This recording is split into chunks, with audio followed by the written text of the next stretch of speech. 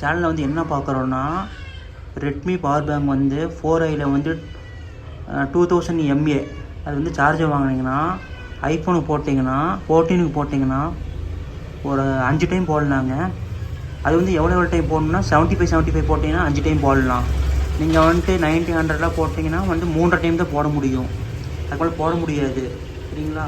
இது வந்து நாங்கள் வாங்கினது வந்து எவ்வளோன்னு தெரியல, அது கடைசியில் சொல்கிறேன்.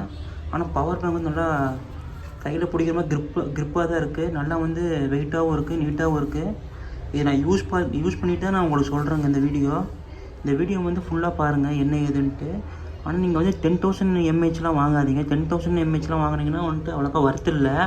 அது வந்து ரெண்டு டைம் தான் போட முடியும். அதெல்லாம் 2 டைம் வந்து 75 போட்டிங்கன்னா அடுத்த வந்து நீங்கள் 40 வரைக்கும் திணறிடும். இப்போ வந்து 20,000 mAh வாங்கினீங்கன்னா ஒர்த்துங்க. இதை வந்துட்டு நம்ம ஃப்ளிப்கார்ட்டில் வாங்கியிருக்கோம். வாங்கி ஒரு வருஷம் ஆயிடுச்சு யூஸ் பண்ணிவிட்டு வந்து இப்போ சொல்கிறேன். நல்லா நீட்டாக தான் இருக்குது. வீடியோ வந்து ஃபுல்லாக பாருங்கள். வீடியோ பிடிச்சதா லைக் பண்ணுங்கள், ஷேர் பண்ணுங்கள், சப்ஸ்கிரைப் பண்ணிடுங்க.